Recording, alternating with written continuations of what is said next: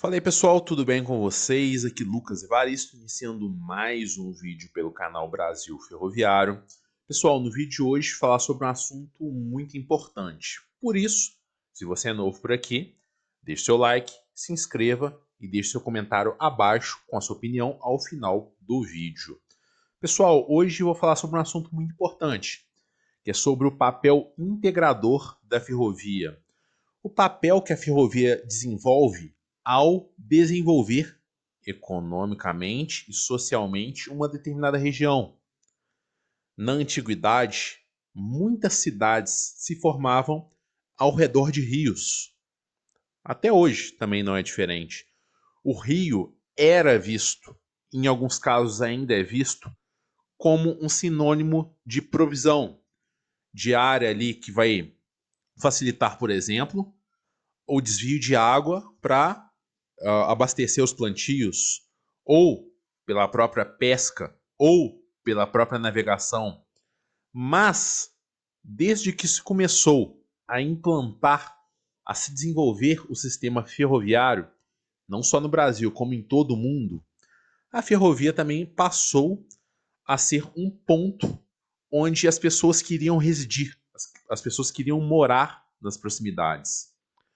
Inclusive, o local onde esse vídeo está sendo gravado, onde essa análise está sendo feita, foi de um programa da extinta Rede Ferroviária Federal, realizada em uma faixa de domínio.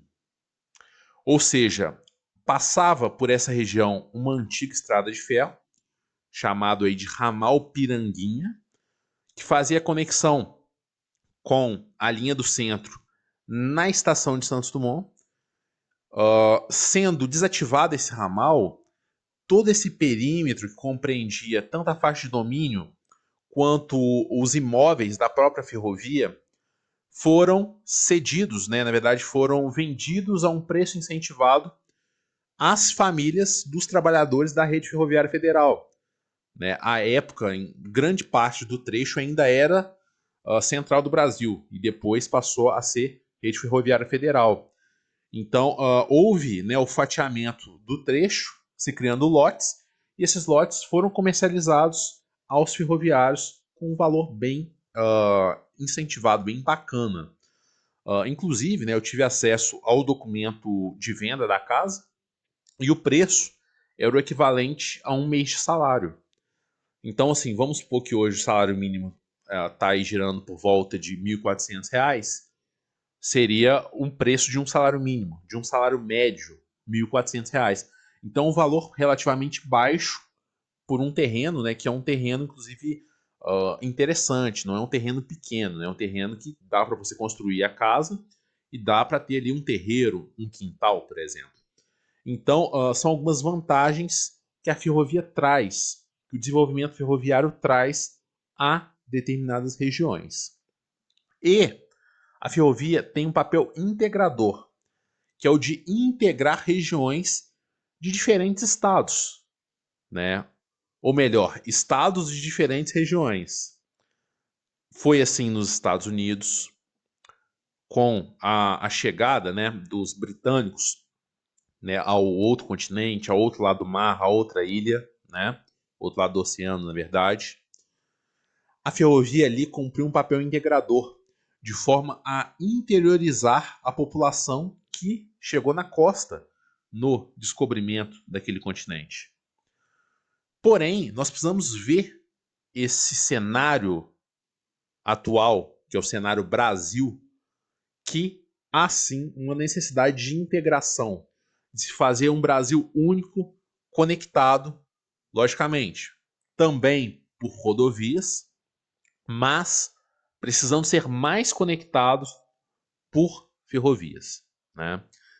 E o ponto central do vídeo de hoje é a questão Nordeste.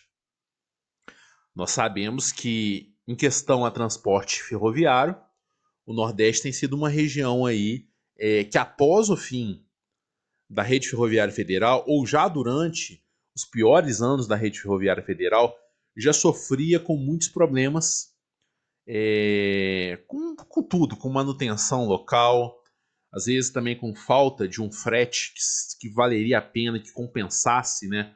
Muitas das vezes a região Nordeste, né, da rede ferroviária federal era compensada financeiramente com o lucro de outras regiões, né? Inclusive, essa é uma história que eu ouço de berço, né?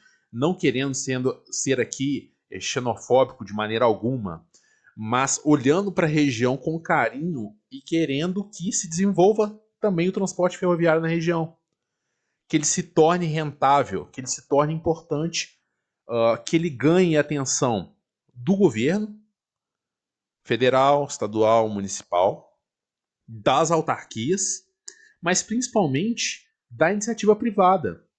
Se buscar fretes na região que sejam financeiramente viáveis. Nós temos ali, por exemplo, o desenvolvimento da própria ferrovia da Bamin, o próprio avanço, né, isso na questão Bahia, né, o próprio avanço da VLI, né, os pátios da VLI, a busca da reativação da Bahia Minas, né, na verdade, da formação de um outro trecho, né, não necessariamente da reativação, mas ligando ali o Nordeste de Minas Gerais ao sul da Bahia, ao sul da região Nordeste. Então, há uma necessidade de incentivo do desenvolvimento do transporte na região. Mais acima, nós temos Transnordestina, né? Nós temos CBTU, Metrofor, o VLT. Então, são áreas do Nordeste que precisam sim de atenção e desenvolvimento ferroviário. Aqui a gente vai dar uma olhadinha sobre uma participação muito importante da NTT, né? A Agência Nacional de Transporte Terrestre, que é o órgão regulador aí dos transportes terrestres, seja rodovia, seja ferrovia, que participou do Nordeste Export e discute sobre o transporte ferroviário para a região. Isso aqui é uma imagem do evento, tá? Créditos aí ao governo federal, né, a NTT. O Fórum Nacional de Logística, Infraestrutura e Transporte ocorreu nos dias 19 e 20 de junho. Na manhã desta terça-feira, 20/6, o diretor da Agência Nacional de Transporte Terrestre, Felipe Queiroz, participou do Fórum Nacional de Logística, Infraestrutura e Transporte, o Nordeste Export, com a apresentação do painel sobre as perspectivas do transporte ferroviário para o desenvolvimento da região Nordeste. Entre os principais assuntos foi abordada a necessidade de crescimento da malha ferroviária transnordestina para aumentar a eficiência da movimentação de cargas e da mobilidade de seus habitantes turistas. Aqui a gente entra em dois pontos, tá? Primeiro, para aumentar a... Deixa eu só descer aqui, porque eu estou na frente do texto, né? Perdão a vocês aí. Para aumentar a eficiência na movimentação de cargas, é necessário se criar contratos com fretes viáveis. E para fazer a movimentação de pessoas e turistas, aí entra a necessidade do incentivo do governo, de se criar ali propostas, subsídios, esforço, investimento, pesquisa do governo. Inclusive, região Nordeste tem um importante Senai, que é o Senai Cimatec, que é o Senai, inclusive, que, né, a gente já prestou serviço para eles. Então, o Senai é muito importante ali na região, tá? Seja a partir da ampliação de grandes linhas ou pelas short lines. Short line é uma alternativa bacana aí, principalmente para iniciativa privada, né? Potencializando o escoamento de produtos de cargas até os portos nordestinos, que também precisam de uma atenção, né? Atualmente, boa parte da malha ferroviária da região encontra-se desativada. Sim, real. O pessoal está até rodando os trolleys lá na parte desativada, né? Um dos maiores desafios é a questão do aproveitamento dessa infraestrutura, que a cada dia que passa é menor a possibilidade de aproveitamento, né? Muitos trechos vão ter que ser refeitos, basicamente. De acordo com Felipe Queiroz, está previsto para o Nordeste, em relação à autorizações ferroviárias, um investimento de 19,1 bilhões, que correspondem a 6 contratos de concessão e representa a implementação de 1.811 quilômetros de extensão de ferrovias. Beleza, o Felipe,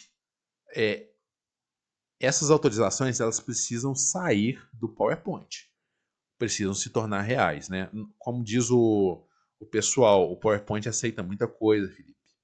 Vamos incentivar essa galera para colocar esses projetos para andar. São muitos desafios quando o assunto é a construção de ferrovias. Sim, preço, mão de obra, etc. Né? E a NTT está trabalhando para a manutenção ou a criação de novas ferrovias que estejam de acordo com os interesses e necessidades da população. Devemos aprender com o passado, trabalhar na manutenção do que temos hoje e investir na construção e fomento de novas ferrovias para o crescimento da infraestrutura do país e pela oferta de um serviço de qualidade e mais eficiente. Sim, exatamente, Felipe. Na oportunidade, o diretor também falou da implementação do ciclo ESG, ou ESG, na NTT, que significa a incorporação de critérios ambientais, sociais e de governança, né? Inclusive é um dos temas aí que a gente vai tocar bem em breve aqui no canal, tá? Os quais trarão para a agência uma revolução, por meio da inovação e da construção de um ambiente inclusivo, ético, ambiental, sustentável, que garantirá a qualidade de vida para todos. Bacana demais, aqui é só um complemento do evento. Ademais, pessoal, nós precisamos de mais desse debate, né? Aqui eu fiz alguns comentários acerca das declarações do diretor da NTT, né, do Felipe, mas aqui eu faço um elogio ao pessoal da NTT, é um pessoal que realiza um trabalho muito bacana, é um pessoal empenhado, né, que faz o máximo possível para que a iniciativa pública, né, representada aqui pela NTT em relação à ferrovia, ofereça o seu melhor para apoiar o desenvolvimento da iniciativa privada, né? Então, assim, tá rolando um trabalho muito bacana na autarquia, né? Juntamente também com a Infra SA, né? Que tem aí figuras importantes, figuras relevantes e altamente técnicas que estão apoiando sim o desenvolvimento da ferrovia. Porém, esses projetos têm que sair do PowerPoint. Esses projetos têm que deixar de ser projetos e se tornar aí, né, realidades, planos de ações, ganharem datas, ganharem perspectiva, né, ganharem horizontes, ok? Então, pessoal, essa aí é a minha análise acerca dessa questão, dessa notícia. E deixe seu like, se inscreva, comentários e saudações ferroviárias. Até a próxima.